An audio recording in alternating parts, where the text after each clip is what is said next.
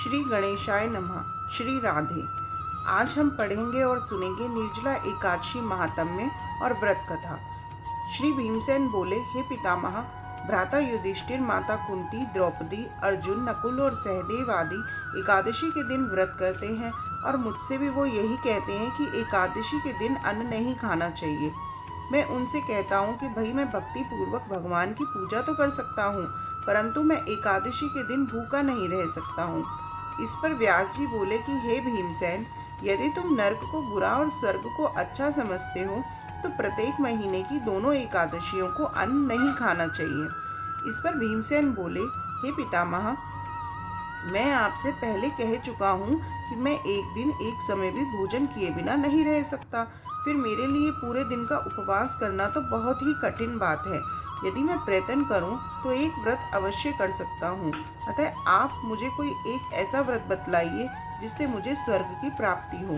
श्री व्यास जी बोले, हे वायुपुत्र, बड़े बड़े ऋषियों और महर्षियों ने बहुत से शास्त्र आदि बनाए हैं कि मनुष्य को दोनों पक्षों की एकादशियों का व्रत करना चाहिए।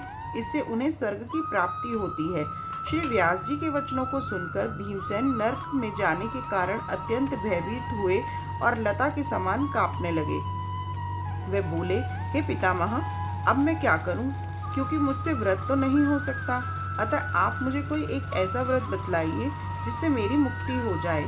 इस पर श्री व्यास जी बोले, हे भीमसेन, कृष्ण और मिथुन संक्रांति के मध्य में ज्येष्ठ मास की शुक्ल पक्ष की एकादशी होती है। उसका निर्जल व्रत करना चाहिए। इस एकादशी के व्रत में स्नान और आचमन में जल वर्जित नहीं है, लेकिन आचमन में 3 मासे जल से अधिक जल नहीं लेना चाहिए। इस आचमन से शरीर की शुद्धि हो जाती है। आचमन में 7 मासे से अधिक जल मद्यपान के समान माना जाता है। इस दिन भोजन करने से व्रत नष्ट हो जाता है। यदि सूर्योदय से सूर्यास्त तक मनुष्य जलपान न करे तो उसे 12 एकादशी के फलों की प्राप्ति होती है। द्वादशी के दिन सूर्योदय से पहले उठना चाहिए और स्नान करके ब्राह्मण को यथा योग्य दान देना चाहिए। इसके पश्चात भूखे ब्राह्मण को भोजन कराना चाहिए। तत्पश्चात स्वयं भोजन करना चाहिए।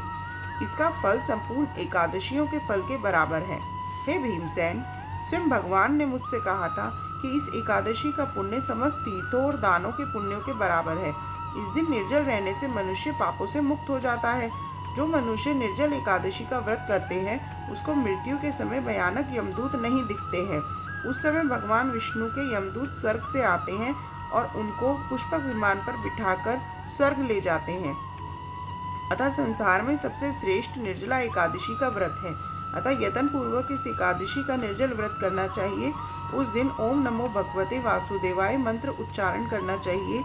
व्यासदेव जी के ऐसे वचन सुनकर श्री भीमसेन जी ने निर्जला एकादशी का व्रत किया। इस एकादशी को भीमसेनी और पांडव एकादशी भी कहते हैं। निर्जल व्रत करने से पहले भगवान की पूजा करनी चाहिए और उनसे विनय करनी चाहिए कि दूसरे दिन भोजन करूंगा।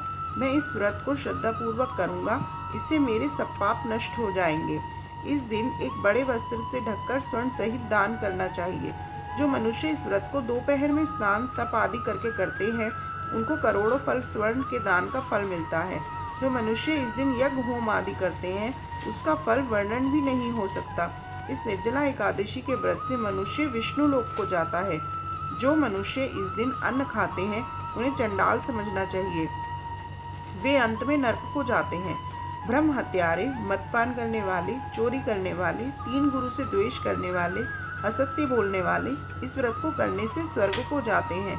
हे कुंती पुत्र, जो पुरुष या स्त्री इस व्रत को श्रद्धा पूर्वक करते हैं उनका निम्नलिखित कर्तव्य है कि उन्हें सर्वप्रथम विष्णु भगवान की पूजा करनी चाहिए। तत्पश्चात गौ का दान करना चाहिए। उस दिन ब्राह्मणों को दक्षिणा, मिष्ठान आदि देना चाहिए।